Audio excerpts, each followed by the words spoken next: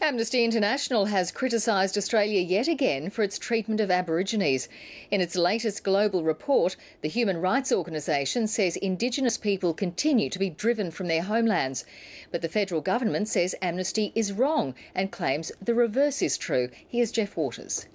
If the Labor Party has its way in the Senate, Dr Jiniyini Gondra and his community will be locked into federal government control they don't want for another 10 years. It's the same across the Northern Territory, where the so-called Stronger Futures legislation will apply. They call it a simple rebranding of the Howard-era intervention.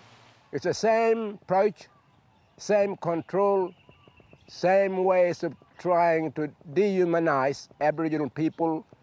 The Uniting Church minister isn't alone in his opinion.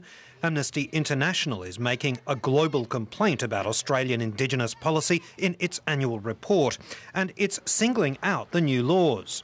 If passed, we will see another 10 years of policies that stigmatise people, that don't meet people's needs and are not proven to be effective. Our life has always been shape, control. But a spokeswoman for the Indigenous Affairs Minister, Jenny Macklin, says the report is wrong because more than $200 million has been committed specifically to support homelands and outstations.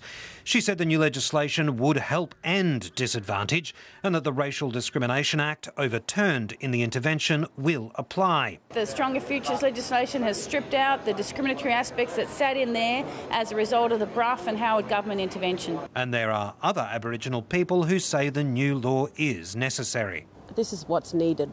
We need to work with the government, we need their support in order to fix the problems that we have.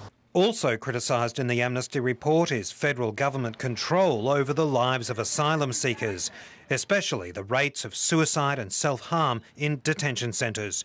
Jeff Waters, ABC News.